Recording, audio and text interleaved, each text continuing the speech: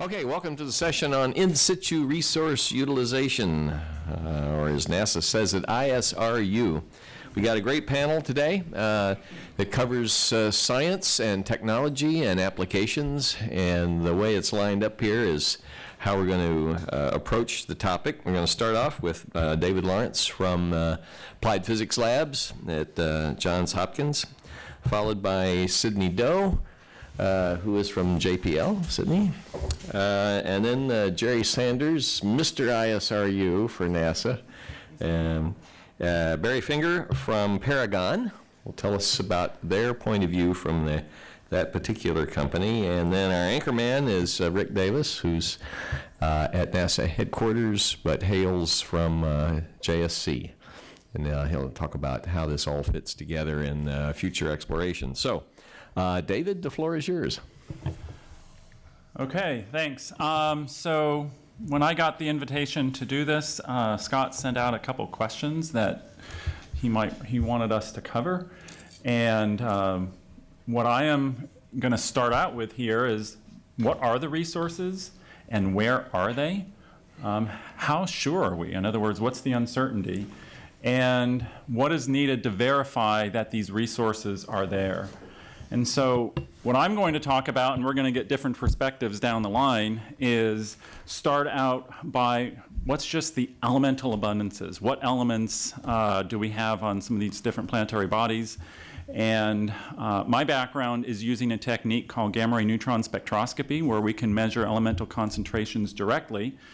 And what we do is actually measure the concentrations down to tens of centimeters. And because we're talking resources, I'm going to focus on the volatiles. And for when you talk elements, that's mostly hydrogen. But knowledge does exist for other elements. And what I'm doing is complementary to mineral abundances. And Sydney's going to be discussing that in the next. And then, of course, where? Three main destinations that I'm going to cover. First of all, the moon. There's been a lot of good talk recently about having the moon be the first destination on the way to Mars, and I think that's a very wise way to go. And there are resources there, and we need to understand them. Also going to mention Phobos. That's one of the moons of Mars, and it's been discussed that that could be a place where humans could go on the way, and we'd like to understand what's there. And then finally, what's at Mars.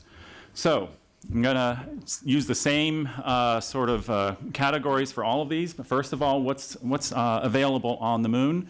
And if we're talking hydrogen, there are enhancements of hydrogen at the poles of the moon. And these are maps of neutron data from NASA's Lunar Prospector mission. That's where I first got to know Scott longer ago than I can almost remember. It was a couple decades ago. And what these maps show are the dark areas are the locations where you have enhancements of hydrogen.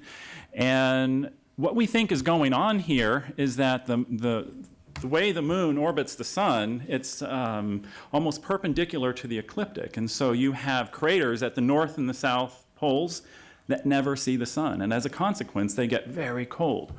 And over time, when you have comets and asteroids come and hit the moon, we know that's the case.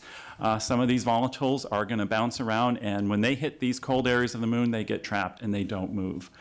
And so when we look at these data in very broad terms, we estimate that in these permanently shaded craters, there can be anywhere from 0.1 to maybe 10 weight% or maybe greater. What we call water equivalent hydrogen. With our techniques, we measure hydrogen, but you can mentally convert it into water. And the locations are in the permanently shaded craters at the poles. Now, what's the certainty? How well do we know this? Well, for the lunar poles, I would argue it's actually fairly uncertain what the exact values are and exactly where it is.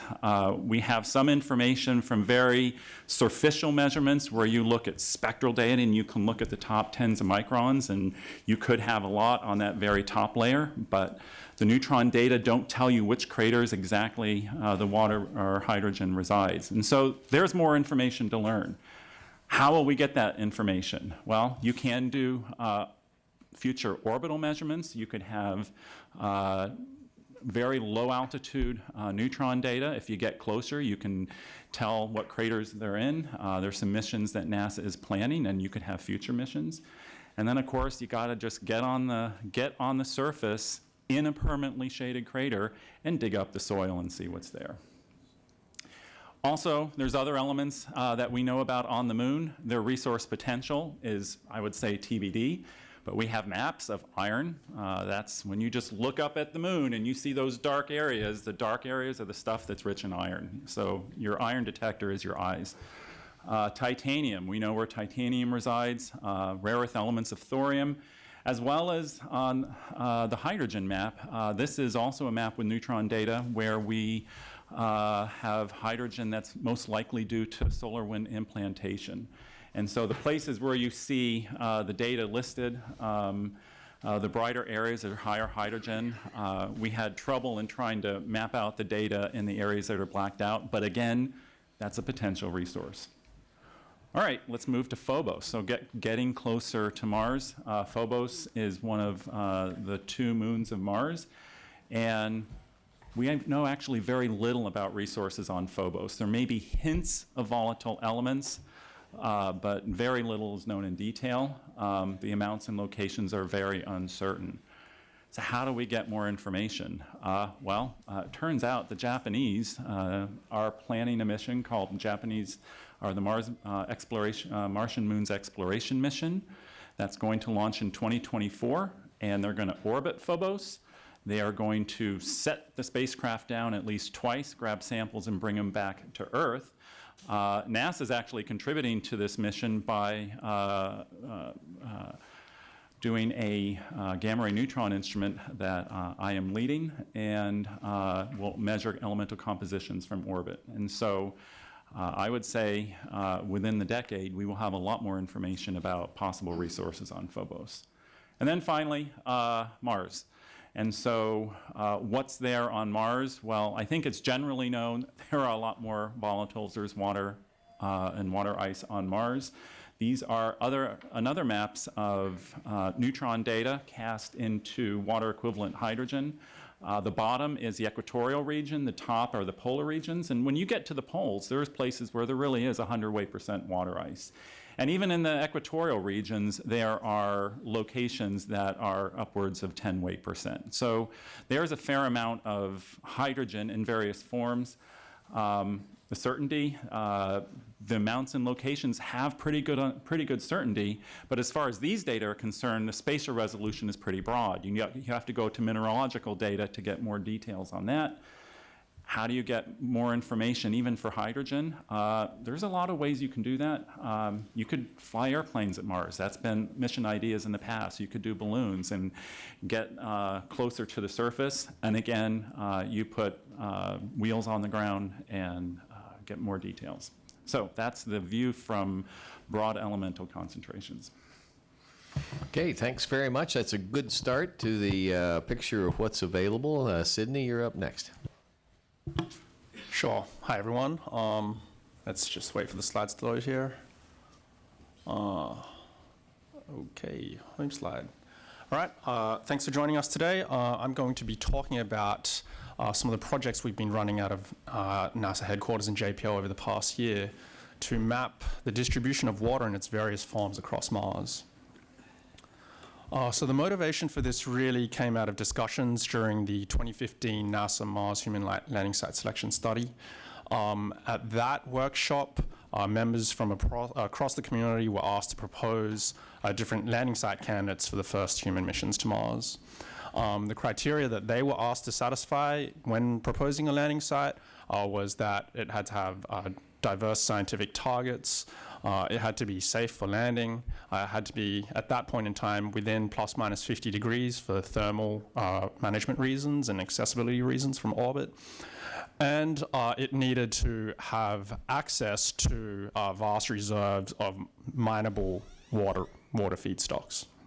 And so as the dialogue continued there, it became increasingly understood that our current understanding of the distribution of water across Mars is actually quite limited, and that in turn limits our ability to make an informed narrowing down of landing site candidates. So a year after that workshop, a study called the Mars Water ISRU Planning Study was commissioned, MWIP for short. And the objective of that study was to understand what the different types of water feedstocks are available on Mars that could be used for ISRU, and what information is needed about these feedstocks so that we could design the ISRU systems to get access to this water. So this slide summarizes some of the results of that study. So in the first column, you have the different types of water ISRU feedstocks that were identified. So you have the subsurface ice, represented by cases A1 and A2, and your hydrated minerals, which are represented by cases B, C, and D. So B is your salts, C is your clays, and D is your garden variety regolith, which you can find pretty well distributed across the planet. On each row is represented the ranked priority of the type of information that you need about that feedstock to design the system to extract that feedstock. So in this table, purple cells represent data that can be obtained from orbit, and green cells represent data that needs to be measured on the ground with an instrument that makes physical contact with that prospective feedstock. So we can see from the column labeled number 1, the majority of the top priority information can be obtained from orbital data. And fortunately, we've been operating orbiters around Mars for quite some time now. They have instruments which can fill in some information towards answering some of these questions. And that's essentially what we've endeavored to do over the past year. So just to describe specifically what that data is for the ice, the thickness of the overburden is essentially the thickness of the material above that ice, subsurface ice sheet that you want to get access to. So characterizing that is important information. On the hydrated minerals side, it's really an understanding of the shape and the two-dimensional geometry of that potential deposit. So I wanted to talk about what the state-of-the-art knowledge was before we started this project over a year ago. So on this slide, on the left side, we're showing an image from a survey of previous to this project of where we saw topographical and geomorphological indications that there was ice underneath that particular point. On the right side is a similar survey of hydrated minerals coming from spectral data. Basically, each point represents a result from a paper analysis of spectral data saying that there were indications of a particular hydrated mineral in this area. So what we see from both of these is that whenever there's an indication or detection, it's represented by a pinpoint on the map. It doesn't really tell you anything about the 2D geometry, which is important, or the depth to the deposit, which is important for the ice. And so that's what we've really tried to narrow down over the past year. So some more details. We've funded 4 teams, so 2 to map subsurface ice and 2 to map hydrated minerals. We chose 2 teams for each type of resource because they each had their own specific data sets that they were experts in processing. They brought about their own data processing techniques. And the idea was that we selected teams with complementary data processing techniques to be able to reveal more about the nature of ice or hydrated minerals across the surface of Mars. So the next couple of slides, I'm going to be presenting some preliminary results. So on the subsurface ice side, what we see here is a map of the presence of ice across the northern hemisphere. This was generated from integrating a number of different data sets which tell you something about ice at different depths from the surface. And what's actually plotted is a metric called ice consistency. So blue pixels on this map represent pixels where multiple different data sets give you indications that there is ice within 0 to 100 meters of the surface. Also of equal importance are the red pixels, which indicate that across all the data sets that we've looked at, there are no indications of ice underneath the surface. So it's good to know where we think it might be and where we're pretty sure it's not. You also see these white dots on this chart. These correspond to records where we've observed fresh ice-exposing impact craters. So an impactor like a meteor would impact the ground, excavate material, and reveal subsurface ice underneath. And this is the best ground truth you can possibly have. We're directly imaging it.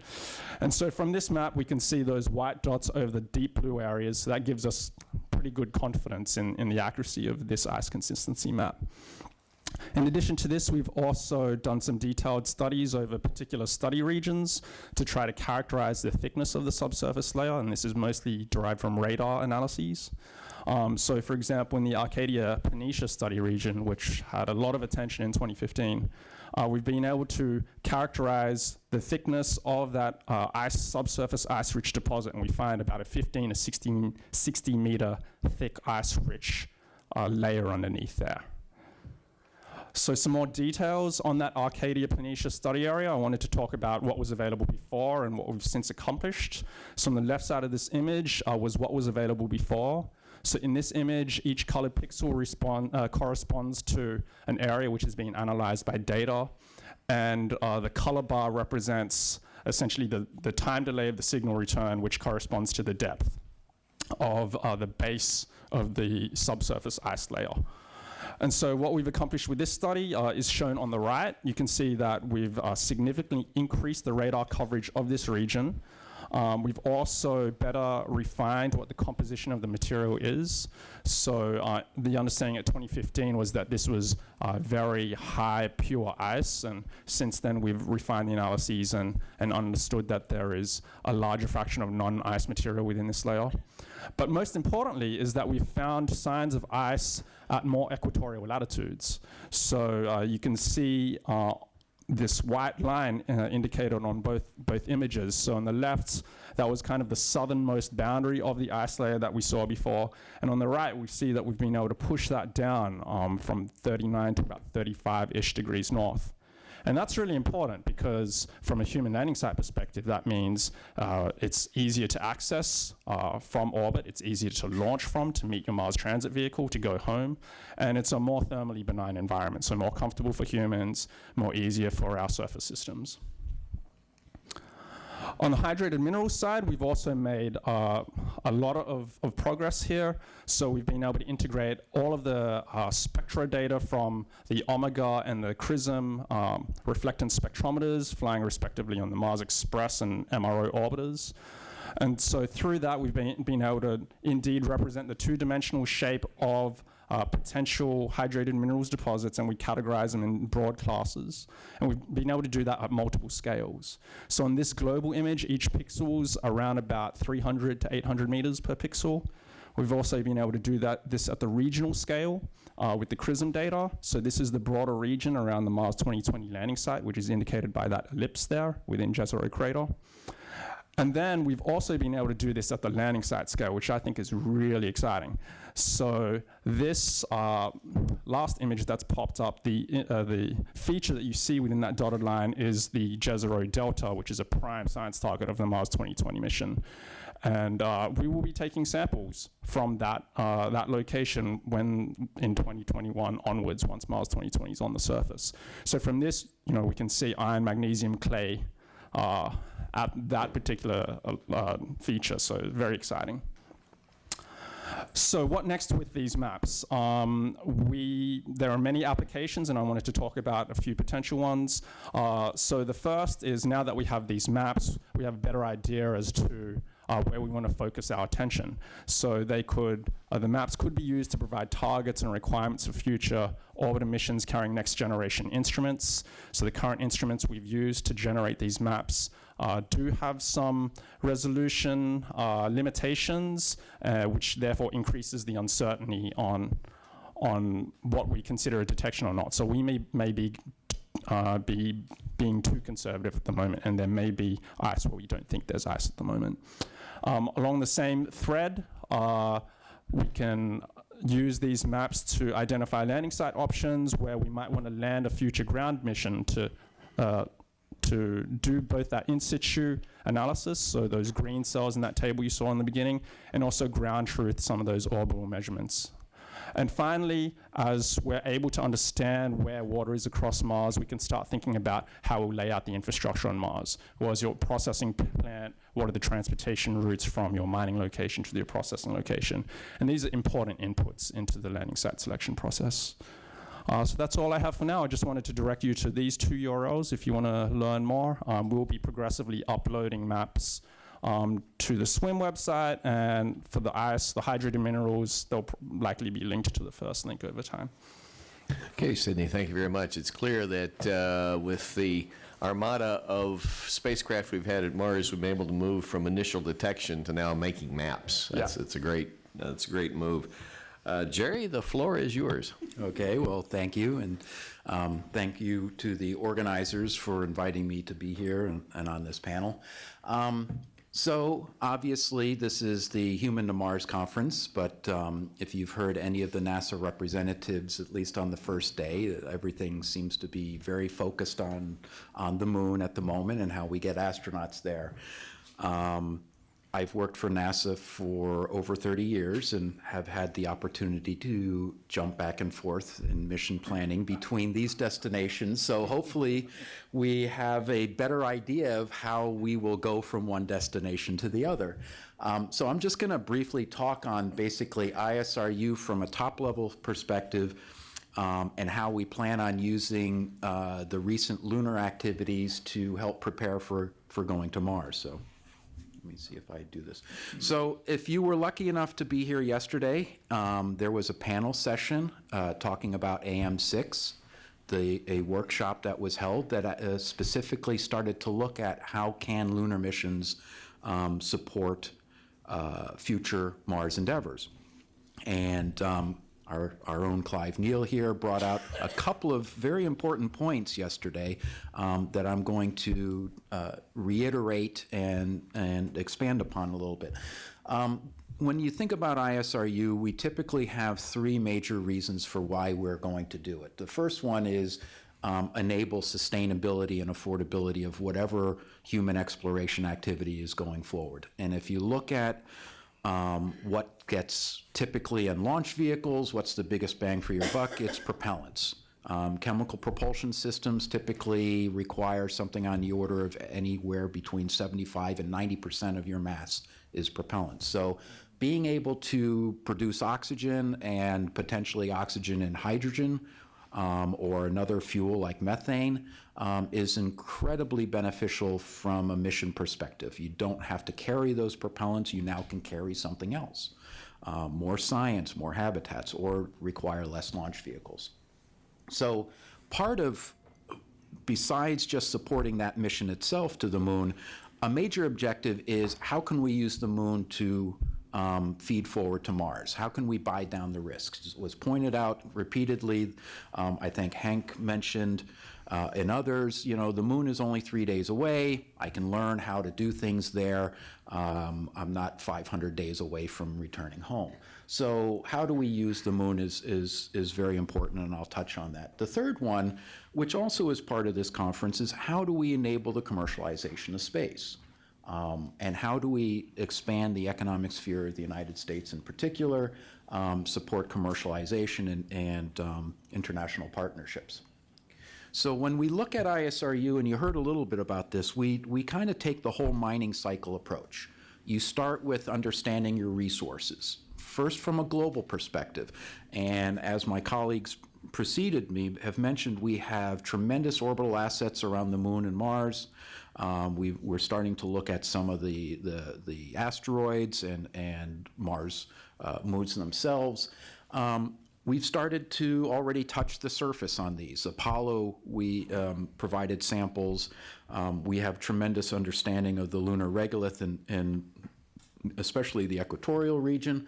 The Mars rovers and the planned ones will start providing a lot more ground truth in terms of the minerals, the hydration levels, and such. Once we have a reasonable understanding of what those resources are, we can now start thinking about the mining process. How do you excavate it? How do you process it? May require crushing and grinding, as I'll point out. Processing it into a product of some sort that can be used, oxygen, hydrogen. Water itself is a great radiation shield and drinking, how we maybe extract metals and such. So we have to consider the whole gambit when we start talking about using ISRU. You have to basically go prospect to product.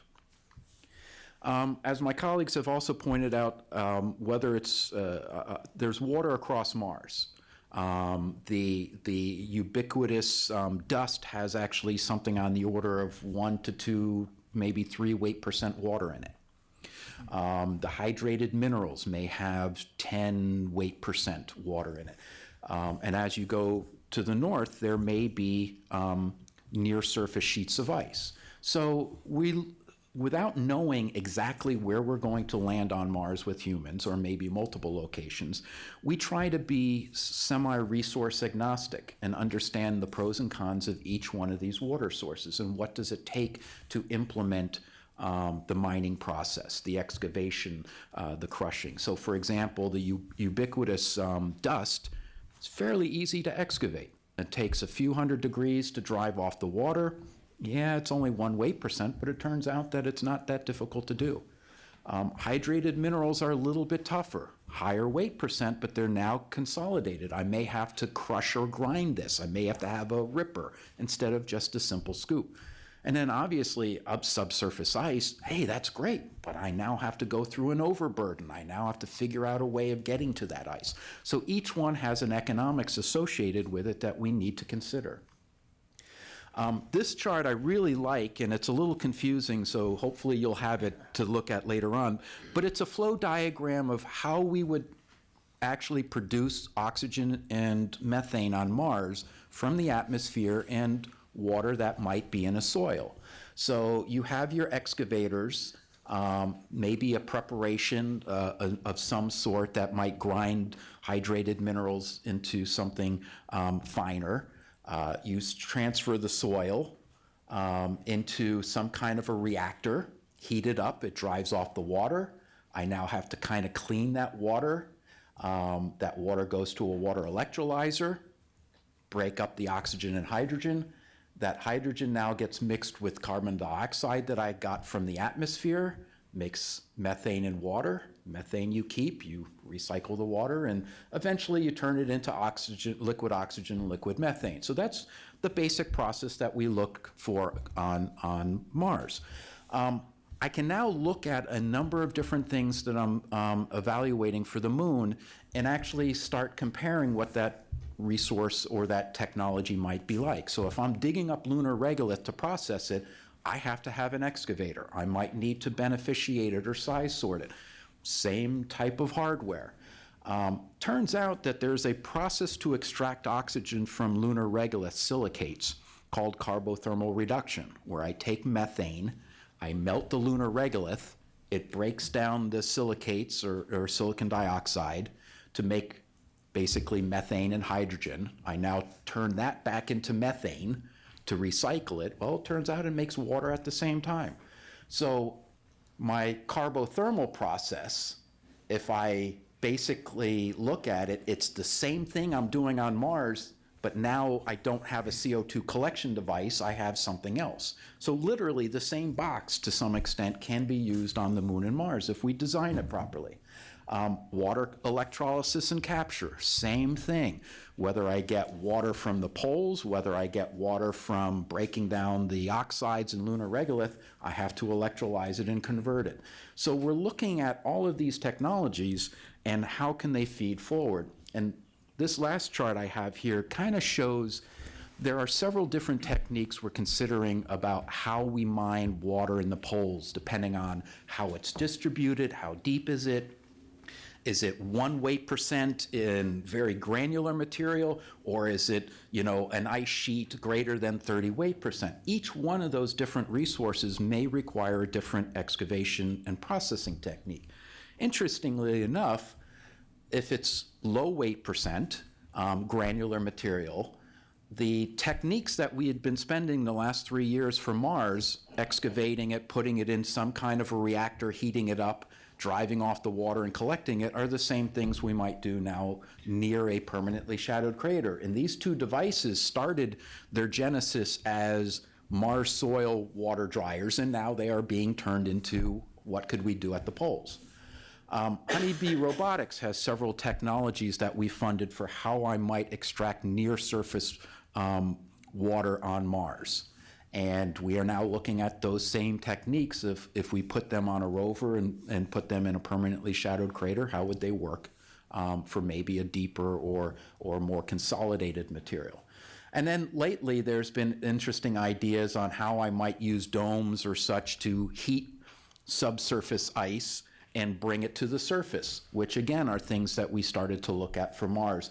All of those basically drive off water. So now I have water pumps, water cleaning techniques, water electrolyzers. Again, all of these things are things that we were looking at for Mars. So with a little bit of planning and in terms of production rates, the fact that we're trying to fill landers and ascent vehicles, which typically are about similar size for Moon and Mars applications, we are picking the technologies and the processing rates such that hopefully with minimal modifications we can go from one destination to the other. And with that, I think I am done with my charts. Okay, thank you very much, Gerry. That was an excellent overview. We'll probably come back to some questions about power requirements and operability and cold temperatures and so forth. Next, we're going to hear from a company, Paragon, that has put a lot of effort into the same problem. So, Barry Finger, the floor is yours. All right. Hey, thank you, and thanks for the invite to participate in the panel. I am the only company up here, so I'm going to start with one chart about my company. Probably most of you don't know Paragon. Maybe you saw we were a sponsor. But we're, I guess, an old, new space company. We've been around for 25 years. The difference is companies like ourselves are emerging onto the market and building operational products to support the primes like Boeing and Lockheed and Sierra Nevada. And just along the bottom real quick there, we're building humidity control subsystem for the Boeing CST-100, building the radiators for Dream Chaser for SNC. For NASA as a direct customer, last piece of the puzzle on the ISS water processing system to get you to that 98 and 99% water recovery so you can do those deep space missions. And then for Orion, we've delivered hundreds of tubes and a couple of instrument packages. One that's already, vehicle's already flown, next one's getting ready to fly someday.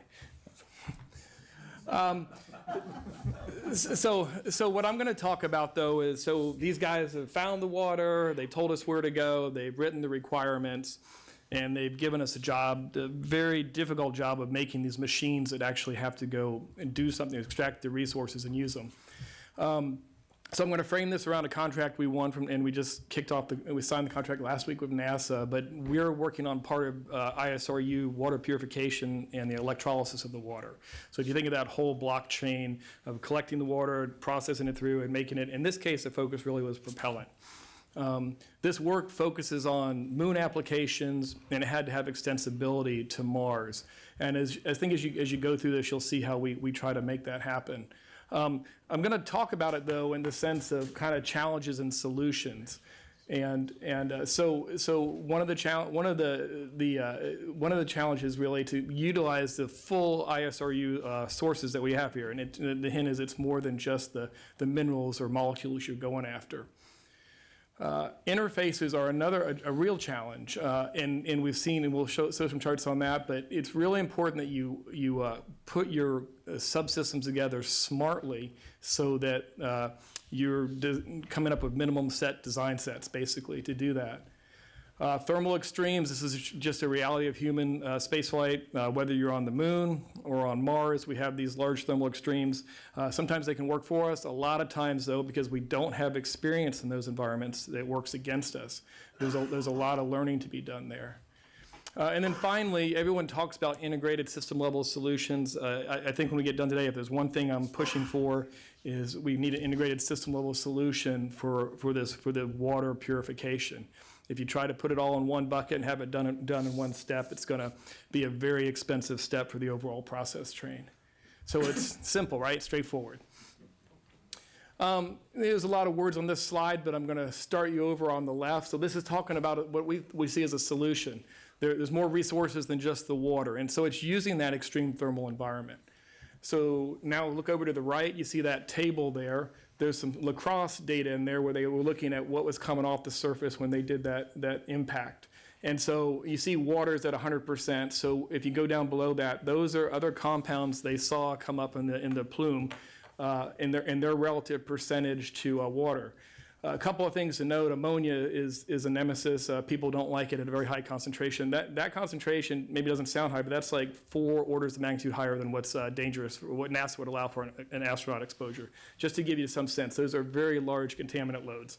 So when you try to compare this to what NASA is used to processing for human spaceflight, these are very different numbers. They're really high.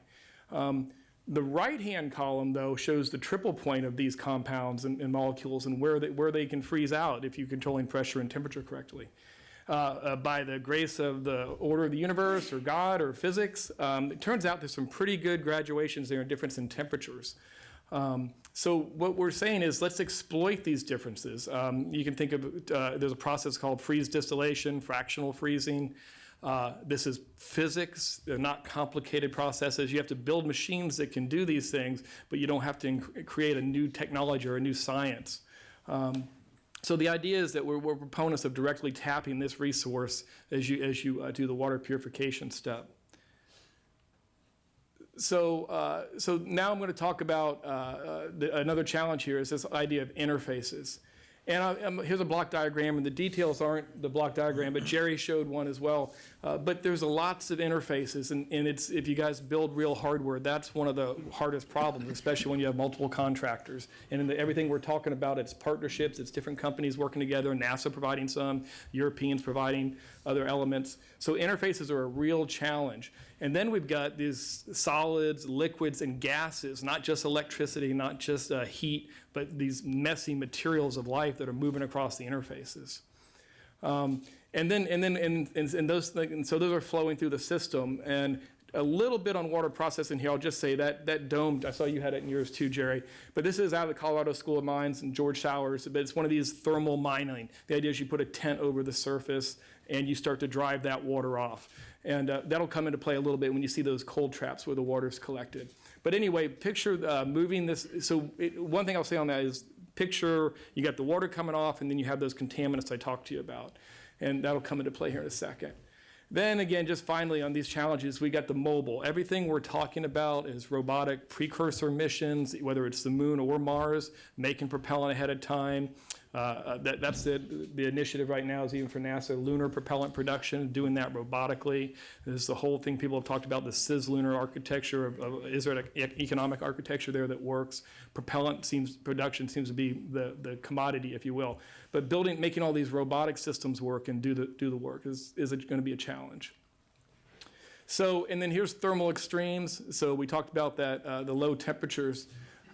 So this is a typical liquid feed electrolyzer. This is what would split the water, the types of systems you might see.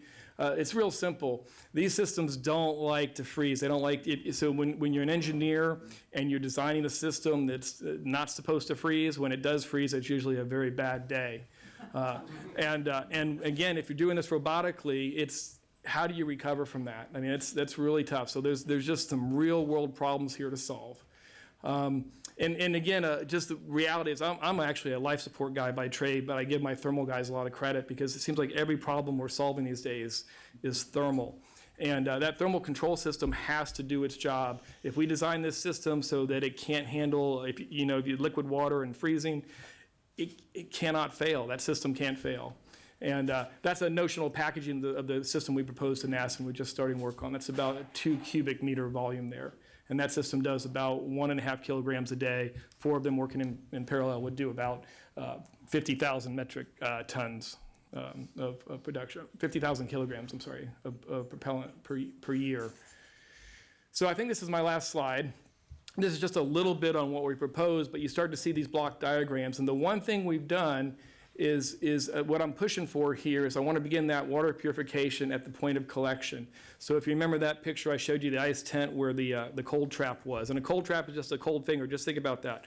Well, it's real easy to make that just as cold as possible, drive off that water and the volatiles, and then have it condense back out and freeze out on that cold finger.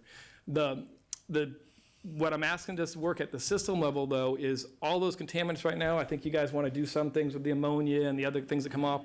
I want it to go right out the pipe. So I want a little bit of elegance to the thermal solution. I don't want to collect anything more than the water there and a few contaminants that'll still be there that are around that freeze out point. And we do that, then it makes those guys harder on the collecting side, but it makes the overall system level solution much better. Because when it comes to the water processing side and water purification, there aren't nice, easy technologies to choose from that have no consumables or don't have mechanical components that don't wear out. So the more we can do with simple physics here, the better off we'll be in terms of having a true solution that can work in my lifetime. And then the other thing we do there is that kind of bringing together the thermal management I talked about. Turns out if you're purifying the water and you're electrolyzing it, those relatively happen in the same temperature and pressure environments. There's some tricks in our approach that we play, or take it using physics again. But overall, putting those two together, that also allows for the extensibility. If you think of that as a package, the inputs and outputs change whether you're on the moon or Mars. But it gives you some way of packaging that so you have the extensibility of that subsystem to a Mars application down the road. And the one last thing, again, just is common sense, is minimizing intermediate products. Again, we talk about water is kind of going to be, liquid water is going to be the enemy of this system because it's going to be difficult to design for freeze tolerance. So our approach here is just don't really have it. It's moving through the system. We've got end users, whether it's the crew systems or the propulsion folks that want those commodities. So the idea is in our approach is we move those things through our system and don't have the sinks here. Let the folks that are going to use the commodities own those sinks. And I think that's it. Thanks a lot, Barry. That was great. You certainly have impressed us with the systems engineering complexity, and I think I see your next company up there, IHOP, the International House of Purification. We're working on that. We are working on that. So Incorporated. Yeah. Okay, our anchorman today is Rick Davis, who is a human exploration expert, but is currently embedded in the science directorate at NASA headquarters and has the very interesting but daunting job of trying to bridge two completely different cultures and figure out how we pull all this together. So, Rick, the floor is yours. Thanks, Scott, and thank you all. A couple things. I love this slide right here. Thanks so much. Because this slide actually is an escarpment that we've essentially took in the last year, where you see the hillside has slid away, and we see pure water ice essentially being revealed on Mars, which frankly, until we flew the MRO to Mars, we didn't know that existed there. And that is an incredibly valuable resource that is just staring us in the face. And so it's just beautiful. I mean, you can fit Eiffel Towers in there and give you a sense of the depth. And so it's really very exciting. Secondly, it's very exciting to be here too, because a lot of times people will use the expression Mars is hard, and it's actually a euphemism for Mars is not happening anytime soon. And the reason I stress that here is because I think many of us believe very strongly, with all the creativity and smart and here and just out of the box thinking, we can solve these problems. And that is not a one-way conversation of us transmitting out to you all, but it's a two-way. So we need your ideas. I personally believe that NASA is not going to Mars by itself. It's not going just internationally. It's going to go with a lot of commercial entities, and it's going to be a very collective thing, probably far, far different than anything we ever did with Apollo. And so that exchange of ideas is really critical. I should maybe mention before I get too far into this, I am the co-lead for NASA's Mars Human Landing Site study that Sydney mentioned, and I also head up our reconnaissance efforts in the Mars exploration program. So we're distinguishing that from science and there's like a 90% overlap, but those priorities are not all the same. And I'll give you a sense of where they diverge a little bit here in a moment. But we've really tried to create that clarity here. I also am the Secretariat for the International Mars Exploration Working Group, and we see a lot of consensus developing in our 21 agency team that we have built up over the last few years in terms of some of the things that probably need to be done for reconnaissance, and I'll try to give you some flavor of that.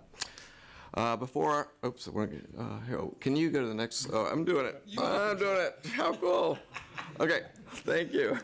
I love this slide right here because human beings are amazing about processing information, and they use paradigms. And so I want to give you two. I spent probably 12, 15 years in a Houston flight control room as an ISS Capcom. And if there was a mantra, it's in space is dangerous, on the surface is safe. And I will tell you that I am shocked now that I know as much as I do about Mars, where we take that paradigm, plop it at Mars, and say, in space is dangerous, on the surface is safe. And I'm going to talk to this a little later on. We have 60,000 human days in space. Do you know how many human days we have on Mars? Well, actually, all of y'all know it's a big fat 0. And so it's not to say that it's impossible. It's just you have to wisely step your way, and you actually have to do your homework and that sort of thing. I love this picture because up here, this is a laser pointer work, here. I love this picture because this is a beautiful panorama from Gale Crater. The human being, when he or she goes to apply paradigms, immediately equates it to that because that's what we know. It is not that at all. It is that times 1,000, if not 10,000, where you're scaling up K2. There are probably frozen dead bodies along the way, and you are basically sucking air the whole time, and not to say you don't do it, but you do your homework. You call a spade, and then you make sure you do your homework. And so we call this ISRU. Actually, in my own thinking, I have separated. It's really ISRU and reconnaissance, and they inform each other. And really, we need to understand Mars as it is, not as we want it to be. Richard Zurich from JPL always uses this phrase, and I love it, because it basically says, make it work for you as it is. Don't try to force it to be something it's not. And so that's partly the questions that we view in terms of answering the recon questions. Oh, I need to do it this way. My brain's not working. So this is a quick blurb on the human landing site study. I'm not going to go into that. Sydney's already mentioned it. But this was an incredible workshop where 47 landing sites were proposed by people literally all over this planet for our next planet, or our second planet. And the creativity was incredible that came out of that workshop. It did a number of things, but one of the biggest things it does is it said the question rotates on water largely right at this point in the game. And there's largely two types of water options. I don't mean to oversimplify what Sydney or Gerry described, and Gerry will kick me in the side, I'm sure, if I do. But there's basically hydrated minerals, which are, as you saw in the maps that Sydney showed, or sort of down at the equator, and then they run up further into higher latitudes. And then there's subsurface ice, which is relatively pure, and it's now running down to, say, 33, 34 degrees in north, and then there are isolated areas where you have low, basically glacier formations that tend to be very rocky. They're lower, and we're getting a lot smarter about those things. And it's those two types, and you have to try to balance the trades between those. And so this came up with this workshop, and those are the 47 sites. But really, it said water's the game. And we need to do some things to close our knowledge gaps down, of which Sydney's work has been, the work he's been spearheading for us, has been key for taking us to the next level. Eventually, we're going to need a synthetic aperture radar. I'm not going to joke about that, because we got to, basically the radars we flew previously were looking for deep aquifers. They chose frequencies for that. And we have a blind spot in 0 to 10 meters, which we really need to close down now that we know there are all these big honking ice deposits. All right, so I think I've covered all that thing, but the only point I want to mention, 2 points I want to mention here, is that Recon and ISRU really support each other. So like Gerry and I are, even if we don't want to be sometimes, joined at the hip. Because we learn, we learn what it takes to produce with hydrated minerals. We learn what it takes to produce from pure ice, and then we go figure out what else we need to know from using our data sets or with new instruments, and then we inform those processes. And in the end, we're going to come up with a robust answer with a lot of debate, no doubt, but we'll get there. The other thing is that prior to MRO, we were essentially assuming a water-poor environment. Now we know that it's a water-rich environment. So we are going through and looking at a lot of things like Gerry's outline, where we're using water for propellant. Eventually, in a sustained presence on the planet, we're going to introduce agriculture. You're going to have water, for humidity control and all the things that human beings use water for. So that'll be key going forward. Okay, I'm not going to belabor this one, but the bottom line, it's a lot of water. And that's for a crew of 4. I only gave you numbers for the 4-person case. If you go to a more aggressive presence, and to give you a sense, like SpaceX talks 100, at some point you would imagine, like on ISS, you want permanent presence with larger crews, because we're finding out larger crews really buy a lot of science. And so we need to understand those water curves in terms of usage. And eventually, at some point, you're going to introduce agriculture or hydroponics, and that's a big hit right there. But there are all these other things that are there. Gerry knows this list better than I do, so.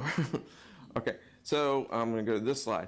So increasingly, we're getting a sense, this is out of the International Mars Exploration Working Group, but it is a sense of the things we need to do to enable human spaceflight to Mars and prep. I'm not going to belabor a number of these. And this is out of the International Mars Exploration Working Group, and it's a draft. That's why it says it there. But increasingly, we're seeing a consensus building on this.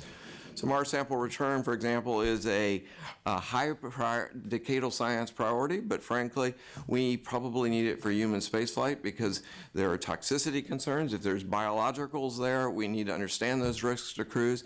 Dust gets on top of seals and particularly like suits. It's bad. It's even worse for suits. On Apollo 17, if that crew had gone back out, they probably would have had a suit leak, which could have actually killed somebody because the lunar soil actually has glass on it. And so it's essentially like glass shards. Mars is somewhere between Earth and the Moon because it had some weathering, probably maybe closer to the Moon, we don't know. But we need to understand that. Mars sample return, for example, helps inform that. These 2 arrows I'm showing here on water is we have never accessed those frozen ice deposits to analyze them. And it is, if we're going to bank, if we go down the hydrated minerals route, that's a simpler problem. What's that? Phoenix. Yeah, but Phoenix just did a scoop, basically. I'm talking about looking for biologicals and all that kind of stuff. It did verify that. Yeah. Yeah. But I'm talking about doing the full chemical and biological assessments of it. And so the idea here, and there's a reasons why we haven't gone after it too. It's also because there's planetary protection concerns. There's all these kinds of things that have to be dealt with. But the point being is that for water reconnaissance, at some point we are going to need the next generation radar so we can close in that 0 to 10 meter gap. And then we're going to need to put landed assets down there that actually accesses that ice and analyzes it fully so that we really understand whether there's salts in there, whether there's biologicals in there. Because if we're going to bank a human base location on this thing, we're going to need to understand those feedstocks really well. And right now we don't understand them. And so you'll see this thing called a special regions drill. That's a term we're beginning to use, but that's essentially going in and accessing the drill. And InSight, for example, is finding that dry drilling on Mars is not so simple, and we're going to need to master that. And there are a lot of smart, creative people that are already thinking about that problem. Gerry's probably funding half of them. But the point being is we're going to need to get through it, understand what it takes to get through an overburden that could be meters thick, and do that. And that radar, I will mention, is that there's we're talking, since this is an ISRU living off the land panel, we really need to understand where we're landing better too. And a radar can be instrumental for that. We probably need a next generation high-res camera there because in the end, we do not take off or land anywhere on this planet with rockets without some sort of landing pad or takeoff thing. And on this planet, that's a lot of concrete. And we need to understand how that really works, because you do not put multi-billion-dollar assets down on the surface and then start blowing holes through them, or hope that the ejecta doesn't hit them. It's more complicated than that, but it is a serious thing, and we may be able to come with smart solutions where we bring polymers, for example, and then mix them with regolith. We may even be able to flush that trade space out on the moon, potentially, and start doing that, and that's a really potentially enabling capability. I'm not going to talk about the last two, which is the next-gen weather and improved communications. Other than improved communications is we got to do a whole lot better than what we're currently doing. What we're doing is amazing for its time, but next-gen comm is essential. We have only done high-res imaging on 3% of the planet to date. As someone who worries about landing site selection across the whole planet, I just almost lose my breath at that, because I don't think it gives us the insight that we're going to need. And if we send a synthetic aperture radar, they need raw data coming back to really analyze it, and that is lots of ones and zeros that have to come back. And that means we got to be thinking about next generation architectures that really are doing it. And if you think about it, if we're going towards humans being there, we got to start stepping up that whole comm infrastructure to begin with, and so it's not a step function, but we're actually growing to it. I think that might be the last thing oh, no, I actually want to mention this one. We got to go out of the box here, too. And so, we'll be lucky to get a radar there. We'll be lucky to get a special regions drill. But using things like small missions, I call them small missions, are crucial. We saw with the Marco satellites, those things actually gave us comm coverage for InSights landing that really was amazing. There is no reason we cannot come up with, when every time we land, we put small MET stations down, or we put impactors so we start understanding the ice with multiple data points, and really build up our modeling of what the heck is going on the planet, so in a way that allows us to have a robust understanding of it. And that's the thing. We've already talked partnerships and all those things. Those are all crucial elements for making this happen. But the small mission where we chain it to strategic objectives really is potentially very enabling. And we've seen it in the CubeSats here on this planet. We've started to see it here with Marco satellites that we did on InSight. But I think there's a very rich and fertile area that we can go from there. And you all can think of others, and we need your ideas. Okay, and I think I'll just leave it there. Anyway, we have a distro list. If you're interested in it, we'd love to have you on it, because we are dead serious about the whole idea about this being a two-way communication. So thank you. That's all I had. All right. Thanks a lot, Rick, for that. Let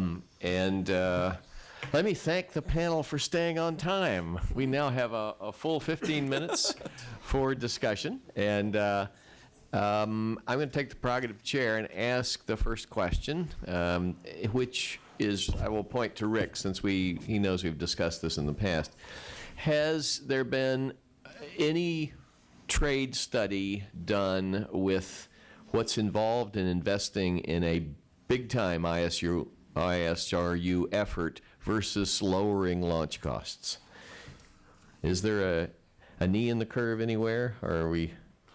Explain that a little bit, Scott, make sure I understand that. Well, once upon a time, we talked about if launch costs keep coming down, as some of the entrepreneurs are predicting, I mean, they may not, is there a point at which, let's say for the moon, you make a positive trade in that direction of lower launch costs to take what you need versus investing in a very large-scale ISRU facility? Well, I'll take a stab, and probably Gerry should. Or Gerry, or whoever wants to take it. So, if I might, just 2 points I would say is that, number one, another paradigm I believe that I, for example, felt like I was stuck in for a while. A lot of these assumptions are that mass to orbit is expensive.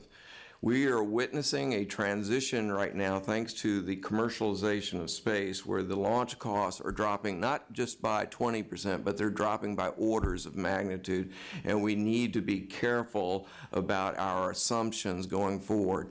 And so as launch masses drop, the opportunity to do many things opens up dramatically, which is partly what you're getting at. And then at Mars specifically, we've only landed 1 metric ton landers there. Human class landers are in the 20 metric ton plus category. So to put it in terms we all understand, 1 metric ton is basically an SUV. So you're landing 20 SUVs at one time. It's not a pretty picture there. It sort of begs the idea that we should be stepping it up and learning how to do that, because what we do know is, we're using chute still. We know that we exceed that capability somewhere in the sort of 5 metric ton range. It may be that much, maybe not even that much. And what we need to do is understand, and there's actually community consensus that we need supersonic retropropulsion to actually land these big things there. We haven't done. SpaceX is the only one that's done it on this planet. We need to get smart about that at Mars, and that strongly suggest putting larger payloads, of which Gerry's ISRU plant is a obvious candidate to put there. Now, there's your segue. Well, it's not a simple question nor a simple answer. ISRU is all about economics. So it's a function of not just launch costs, it's a function of transportation costs, it's a function of reusability, it's a function of what do you plan on doing at your destination or how long. So for example, obviously we went, Apollo had successful missions to the moon without ISRU.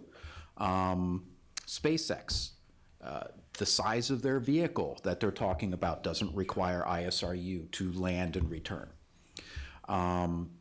So how you use ISRU is a function of the overall economic evaluation.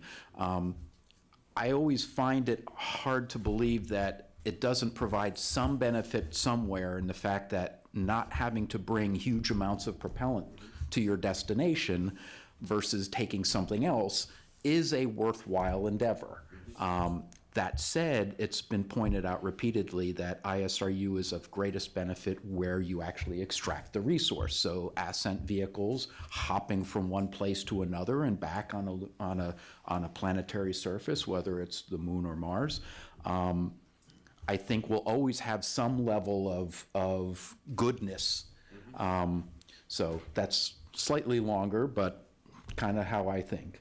Yeah, terrific. It shows that you got to, having economists like Alex McDonald around is not a stupid idea. I mean, we need to look at that too. So let's go to the audience. You, sir, step up to the microphone so everybody can hear.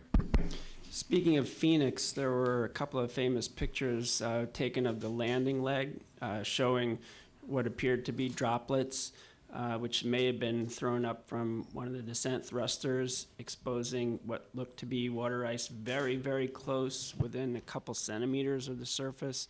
Do we have any sense of how far that apparently easily accessible water ice descends southward? And if that's true, doesn't that really inform our decision-making in a big way?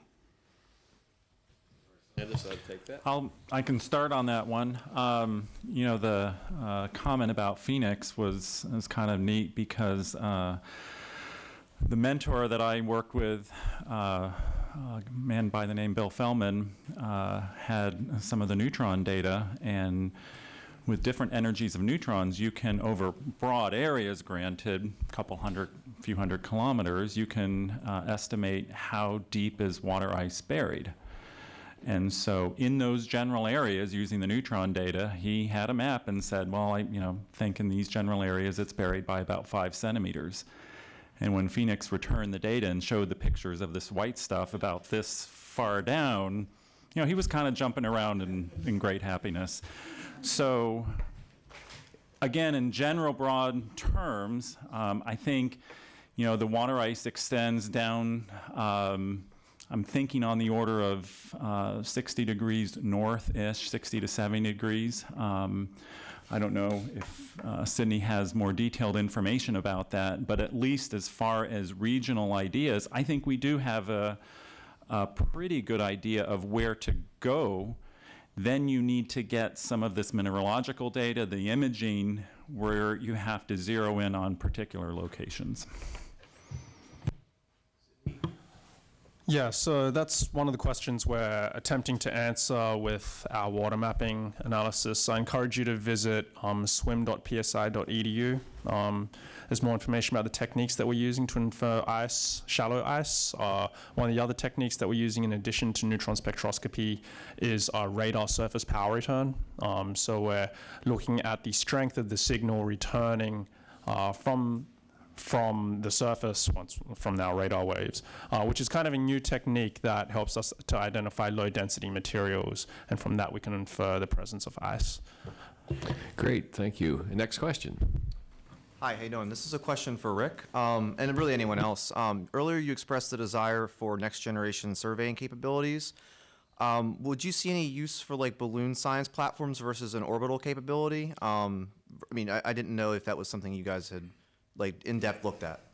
So right now, that probably comes at some point. I mean, you know, the reality is oil and gas people don't even try to do it with orbital data. You know, they go to aerial and then they go to ground truthing with core samples. So, you know, we're trying to go with aerial or orbital. You know, with the next generation radars with the right frequencies, you know, we still need to cover the whole planet is the bottom line, and that's really an enabling piece right there. And so that may come, you know, and in fact on 2020 we're flying the first helicopter, which is extremely exciting and looks cool as anything, you know. But I would say that's probably a second generation type thing, maybe even when the humans will get there too, so potentially. Thank you. Mm-hmm. Yeah, I just want to add, a number of years ago, there were some proposal ideas to try to do a balloon at Mars. It didn't go, but you know, it gets the thoughts flowing. And again, it depends on what kind of questions and information you're trying to get. If you're wanting to get regional information around areas and you can drift and make some of these measurements, that's a great thing. But if you're trying to do full-up reconnaissance of everywhere, yeah, that's going to be kind of scattershot. But you're going to need to have more than, you're going to have a full bag of tools in order to do this. Next question.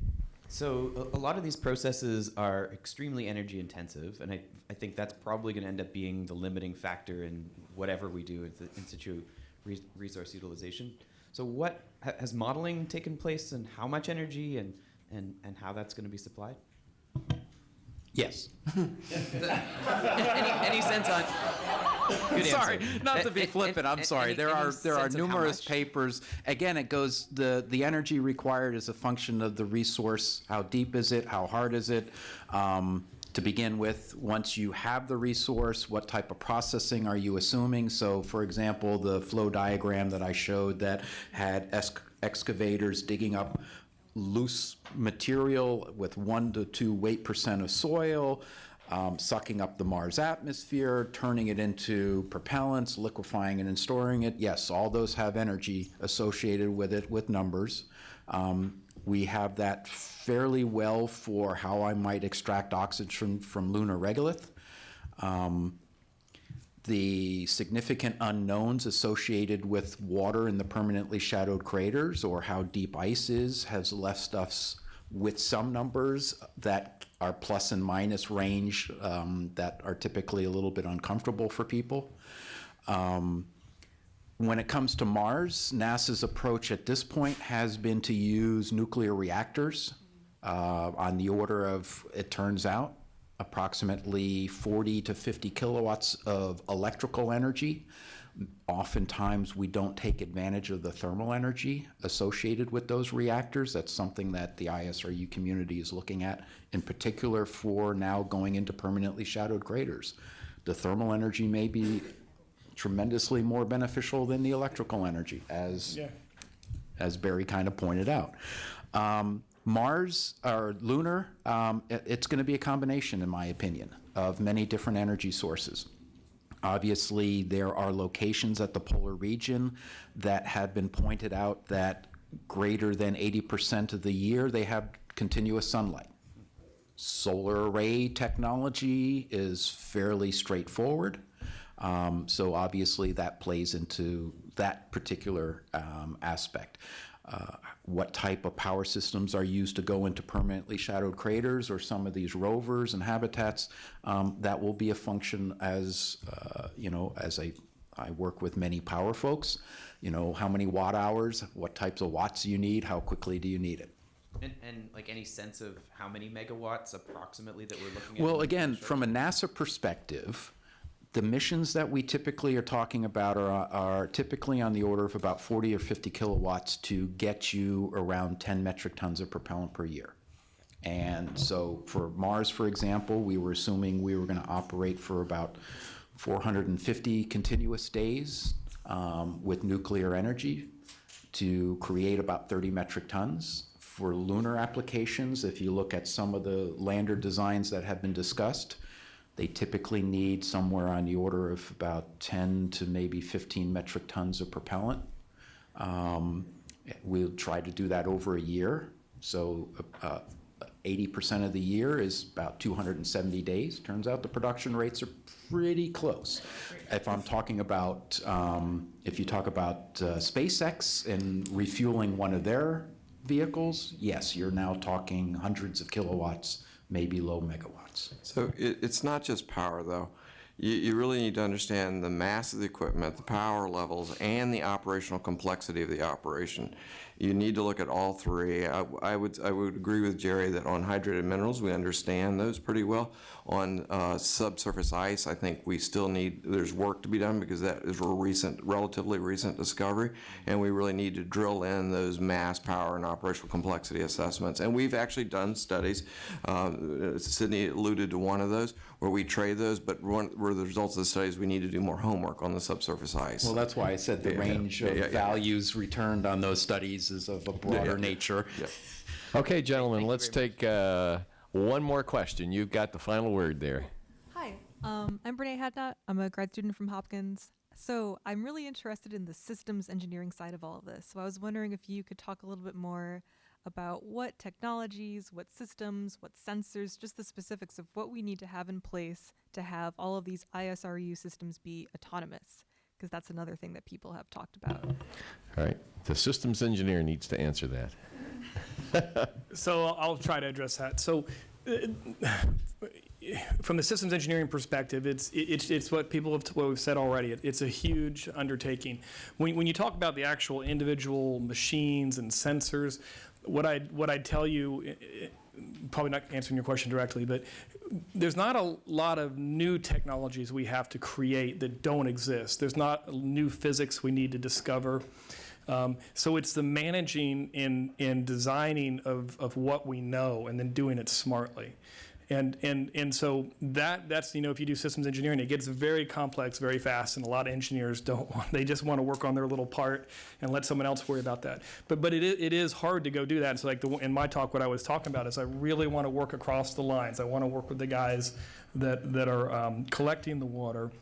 And let's start solving the problem there. So I don't know if that's really answering your question, but we need systems engineering to do this. There's been some people in space who've tried to bypass that and think you don't need to do that, and you do it in a spreadsheet, and but that usually comes back to bite you. Yeah, let me reiterate on that. My background is propulsion, but I've basically been serving as a chief engineer or system engineer for quite some time, and going on with Barry, there is no one answer, because when you look at it from end to end, what is the resource and how do I get to it, to what product do I want to deliver in the end? There are lots of different options, and each option that you consider has a ripple effect, pro and con. And so to a certain extent, it's a beautiful systems engineering challenge, because depending on the type of rover, for example, do I have one excavator that carries a big bucket once a day somewhere, or do I have lots of tiny rovers, and each one is like an ant carrying it back and forth, but could be significantly more interesting or more difficult. So it's something that you break up into chunks. You have to keep the big picture in mind. You look at what are the easier things to do, or what things drive my process, my production rates, my power availability. and then you work from there downwards. Autonomy is a completely different question than systems engineering. It's something that we will add over time. And here again, this is where the moon comes into play compared to Mars. As was pointed out, we have anywhere from 8 to 40 minutes time delay, depending on how Earth and Moon Earth and Mars are aligned. You're not going to joystick anything. We have approximately a 3-second time delay between Earth and the Moon. It's something that you can do with a human involved. And so we can use the moon to slowly go from having a joystick to having the vehicle, whatever we're doing, chemical process, take over more and more control as we feel comfortable with it. Terrific answer. I think your PhD is in that question right there. Okay, we're going to call it to a close. Let's thank the panel.